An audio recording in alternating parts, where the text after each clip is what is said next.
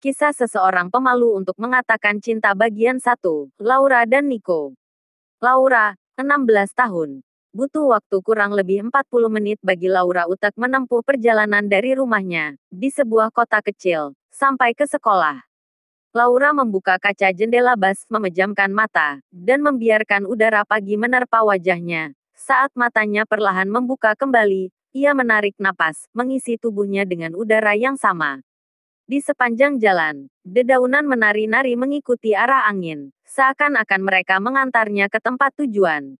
Laura berpikir, jika ia harus menghabiskan 40 menit waktunya hampir setiap pagi, melewati rute yang sama, bukankah lebih baik jika ia menikmatinya? Laura sangat menyukai alam di pagi hari, saat mentari mulai muncul ke permukaan, dan burung dua berkicau di angkasa. Saat bus yang ia tumpangi berhenti di sebuah halte, Laura turun dengan senyuman karena tahu esok ia akan mengalami hal yang sama lagi. Kini ia bersiap-siap menunggu bus lain yang akan mengantarnya ke sekolah. Perjalanan 10 menit berikutnya benar-benar berbeda dengan sebelumnya. Dedaunan berganti menjadi gedung-gedung pencakar langit yang mampu menahan terpaan angin.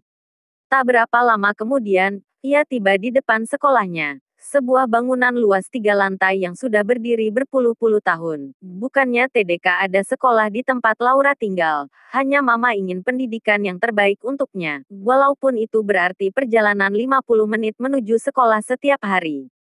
Laura tidak keberatan, ia akan melakukan apa saja untuk mama. Sebagai orang tua tunggal, mama sudah banyak berkorban untuknya yang membuatnya keberatan. Justru para siswa yang ada di sekolah itu, mereka sudah mengenal satu sama lain sejak TK sampai SMA. Dan Laura sebagai orang asing yang baru masuk awal Juli tahun sebelumnya TDK bisa langsung cocok dengan mereka. Ditambah lagi, rumahnya berjarak 30 km. Dokter sekolah membuatnya mendapat predikat siswi kampungan. Kesimpulannya, Laura hanyalah seorang murid biasa. TP hari ini, nasib akan mempertemukannya dengan seseorang yang luar biasa. Semua bermula ketika Laura duduk di bangku taman sekolah sambil membaca buku fisika yang berada di depannya. Rumus 2 Newton. Dokter buku tersebut memenuhi pikirannya dan Laura mendesah lemas. Ia mendongak melihat dedaunan di atasnya, lalu menutup matanya perlahan. Beberapa hari yang lalu ia membaca di sebuah situs di internet, bahwa Newton mendapatkan teori tentang gravitasi ketika sedang duduk di bawah pohon dan sebuah apel menimpa kepalanya.